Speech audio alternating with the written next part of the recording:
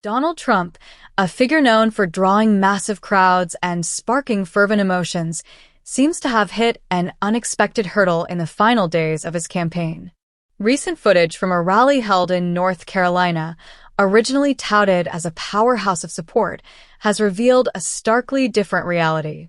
Empty seats, subdued energy, and a series of controversial statements created an atmosphere far removed from the high-energy rallies Trump has built his brand around. In a state he has frequently visited and invested significant time in, the turnout, or lack thereof, was perhaps an unspoken message from voters themselves. This event wasn't just another rally. For many, it symbolized the possible turning of the tide. Trump's rally was marked by controversial remarks aimed at high-profile figures, such as former First Lady Michelle Obama, inflammatory statements on immigration, and claims of his role as a liberator of the American people. Yet, as the night progressed, it became clear that something had shifted. The turnout, the response, and even the crowd's enthusiasm seemed to reflect a campaign struggling to resonate with the very base it once galvanized. This video will take a closer look at the North Carolina rally, examining Trump's contentious rhetoric, the growing dissatisfaction among his base, and the broader implications of his campaign's shift in tone. Trump's rally in North Carolina. A campaign on the defensive?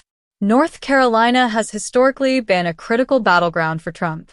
It's a state he's counted on to deliver both the crowd size and the fervor that have become symbolic of his appeal. However, this recent rally deviated sharply from the norm. The 7,600-seat venue, chosen with the expectation of an overflow crowd, was surprisingly empty. This wasn't the image of a frontrunner rallying a devoted base. Rather, it seemed more akin to a campaign on the defensive, desperate to retain its hold on even the most traditionally supportive regions. The sparse crowd raised questions about Trump's hold on his base. Some speculated that fatigue might be setting in, as many voters have already decided their stance. Others pointed to early voting trends, suggesting that voters had already made their choice and felt less compelled to attend the rally. However, the optics of a leader unable to draw a full crowd in a key state cast doubt on his supposed unbreakable bond with the grassroots supporters he claims to represent. A departure from the norm. Trump's escalating rhetoric. As the rally began, Trump made his entrance with the usual fanfare, but the energy that had once defined his events seemed muted. While speaking, he quickly pivoted to familiar themes, focusing on immigration, his critiques of the Democratic Party, and the so-called Great Divider, former President Barack Obama. However, his statements became particularly controversial when he targeted former First Lady Michelle Obama, suggesting he had been hit by her remarks and pondered if he should retaliate. In a rare moment of restraint, he seemed to pull back from this suggestion but left enough ambiguity to allow the crowd to interpret it as a rhetorical flourish. Such rhetoric, which once might have excited his base, seemed to lack the punch it once had. Even Trump himself seemed to recognize this, going so far as to question aloud whether he should hit back or take a more measured approach. The crowd's lukewarm reaction suggested a potential fatigue with Trump's style, a weariness with the drama that once defined his campaign rallies, but now may be seen as played out. Claims of liberating American towns. During the rally, Trump also claimed that American towns were being conquered by an influx of undocumented immigrants, focusing on places like Aurora, Colorado. Describing scenes of occupied towns, he framed himself as the only candidate capable of liberating these communities. Trump even went so far as to suggest that he alone could reverse what he called the conquest of American spaces, evoking a narrative of struggle that resonated with some but came across as fear-mongering to others. Such language is nothing new for Trump, who has often framed immigration as a primary threat to American security and identity. However, in a campaign where immigration has taken a back seat to more pressing economic issues, this framing may feel out of place. While these statements once held sway, recent polling data suggests a shift, with fewer voters ranking immigration as their top concern. Attacks on Springfield and the Haitian community. In a particularly controversial segment, Trump attacked Springfield, Ohio, a town with a significant Haitian immigrant population. He spoke disparagingly of the influx of immigrants, describing Springfield as horrible and implying that the new residents were to blame for its decline. This divisive rhetoric sparked outrage, particularly among community leaders and activists who viewed it as yet another instance of racial scapegoating. The backlash to these comments was swift. Advocacy groups and local leaders condemned Trump's statements as inflammatory and disrespectful, arguing that they endangered the very communities he disparaged. For a candidate aiming to broaden his appeal, such statements could alienate key demographics and reinforce perceptions of insensitivity. Struggling with focus, Trump's rambling remarks on Space Force and Elon Musk. At this rally, Trump veered into unexpected tangents, discussing topics like the founding of Space Command, his conversations with tech mogul Elon Musk, and even a meandering description of rocket landings.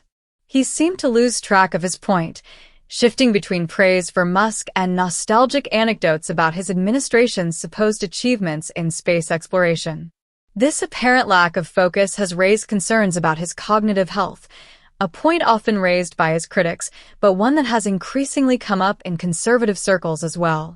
Some have argued that his focus on irrelevant details and his inability to stay on message reflect a campaign at odds with itself, struggling to maintain coherence in its final stretch. The crowd's declining enthusiasm, a sign of things to come? Perhaps the most telling aspect of this rally was the crowd's lackluster response. Over the years, Trump's rallies have been characterized by a level of enthusiasm that few other candidates could match. His basis passion has been a defining feature of his political identity. But at this event, the response was tepid, with onlookers failing to match the excitement of previous rallies. Some conservative analysts have even begun to question whether Trump's once loyal base is gradually losing interest. This shift in crowd energy could be attributed to several factors. First, the repetitive nature of his speeches, filled with the same claims, grievances, and boasts, may no longer hold the same allure. Second, many of his supporters may feel disillusioned by the lack of new ideas or substantive policy proposals, seeing his campaign as more focused on rehashing past victories than presenting a vision for the future. Final remarks. Is this the end of Trump's rally dominance? Trump's recent rally in North Carolina may well be a defining moment in his campaign, as it hints at a potential shift in his support base's dynamics. The empty seats, scattered applause, and unfocused rhetoric suggest a campaign struggling to maintain momentum and connect with an electorate that may be moving on. For a candidate who built his brand on the size and enthusiasm of his crowds, this rally could be a wake-up call. Whether Trump can regain his footing remains to be seen, but the North Carolina rally stands as a stark reminder of the challenges he faces. In a polarized political climate, his appeal to a small but vocal minority may not be enough to secure victory. As his rhetoric continues to escalate and his crowds diminish, Trump's political future hangs in the balance. Can he adjust his strategy in time, or will this rally serve as the beginning of the end for his campaign? Trump's rally in North Carolina, marked by uncharacteristic silence from the crowd, controversial remarks, and a lack of new direction, may reflect a broader issue within his campaign. Once seen as unstoppable, his campaign now appears vulnerable, potentially facing a base that is less motivated and perhaps even disillusioned. This North Carolina rally could serve as a pivotal moment for Trump. If he hopes to regain his standing, he will need to address the issues that have plagued his campaign: overused talking points, divisive rhetoric, and a lack of substantive policy direction. The empty seats in North Carolina may be a minor hiccup, or they could signal a profound shift. Either way, Trump's path forward will be challenging, requiring him to adapt in ways that he has yet to demonstrate.